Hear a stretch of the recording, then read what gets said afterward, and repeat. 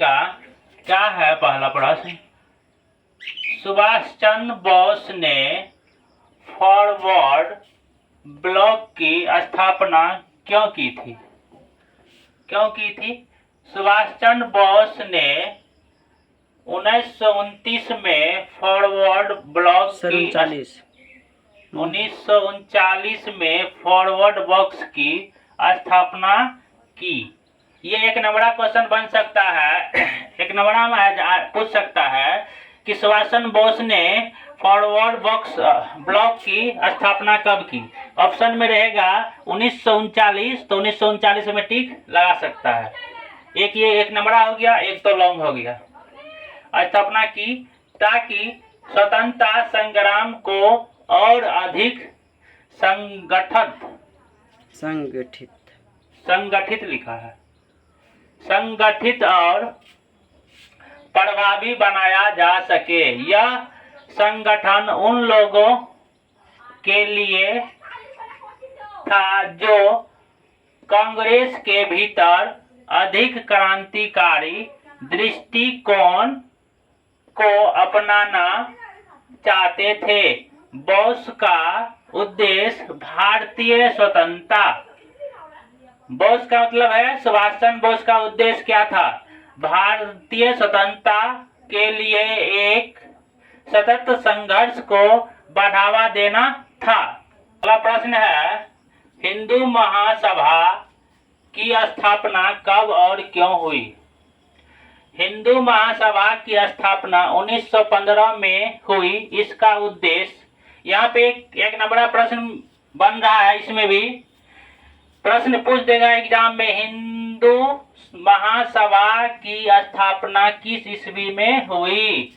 तो ऑप्शन इसका जवाब क्या होगा? 1915 ईस्वी में। और इसका उद्देश्य क्या था? हिंदू महासभा का उद्देश्य था हिंदू समुदाय के राजनीतिक और सामाजिक अधिकारों की रक्षा करना था। यह संगठन भारतीय स्वतंत्रता संग्राम में हिंदू पहचान को मजबूत करने और मुस्लिम लीग को लीग माना था सभा या संगठन के प्रभाव का मुकाबला करने के लिए स्थापित किया।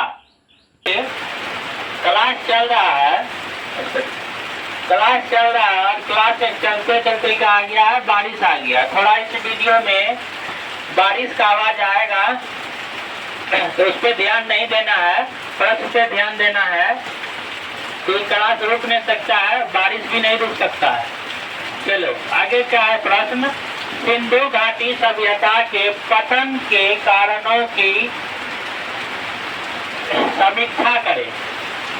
सिंधु घाटी सभ्यता के पतन के बारे में लिखना है, समीक्षा करना है।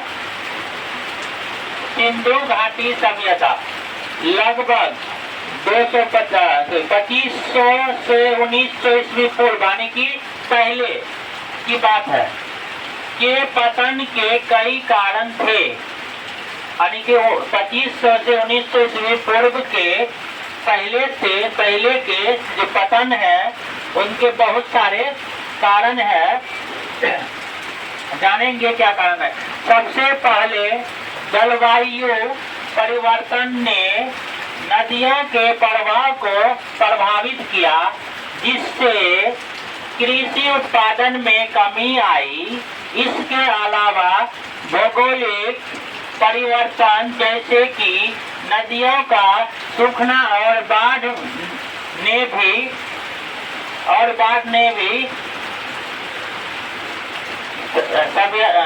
सभ्यता को प्रभावित किया। क्या क्या है? नदियों जो नदी सूखा है और बाढ़, जब बारिश का समय आता है तो बहुत ज्यादा क्या आ जाता है, बारिश होने के कारण नदियों का बांध टूट जाता है, जिस कारण से बाढ़ आता है। और कभी कभी कोई साल में बारिश नहीं आता है, जिस कारण से नदियों में सूखा पड़ जाता है, कृषि पर भी प्रभाव पड़ता है। ये दोनों प्रभाव क्या आ गया? सभ्यता को प्रभावित किया है, ठीक है, क्षतिग्रस्त नुकसान पहुंचाया है। दूसरी ओर आक्रमणों का खतरा भी था।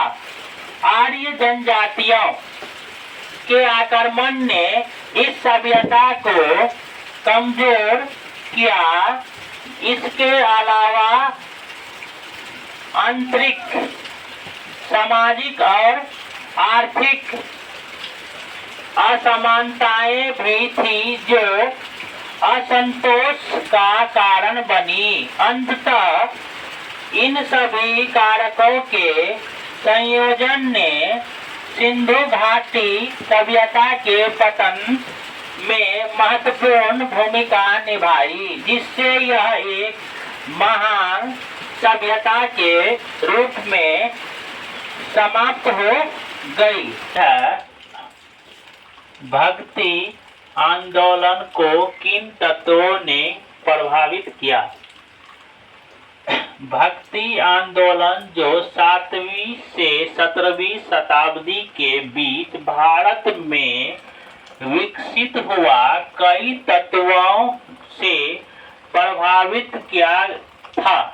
कई तत्वों से प्रभावित किया था। सबसे पहले यह संत परंपरा से प्रेरित था, जिसमें संतों ने व्यक्तिगत भक्ति और ईश्वर के प्रति प्रेम को महत्व दिया। दूसरी ओर इस आंदोलन ने जाति और धर्म के भेदभाव को समाप्त करने का प्रयास किया, जिससे समाज में समानता और संदेश फैलाया गया। समानता का संदेश फैलाया गया। इसके अलावा भक्ति आंदोलन ने लोक भाषा भक्ति आंदोलन ने क्या किया? भक्ति आंदोलन ने लोक भाषा में भक्तों, गीतों और कविताओं के माध्यम से आम जनता को जोड़ने का कार्य किया। इस लाइन का अर्थ, पहले क्या आता था? लोकगीत चलता था। लोकगीत, लोक भक्ति, कविताएं, इससे क्या हुआ? आदमी को जोड़ने का काम किया ताकि आदमी जागरूक हो। संतों जैसे कबीर, तुलसीदास और मीराबाई ने अपने विचारों के माध्यम से सामाजिक और धार्मिक सुधारों को बढ़ावा दिया।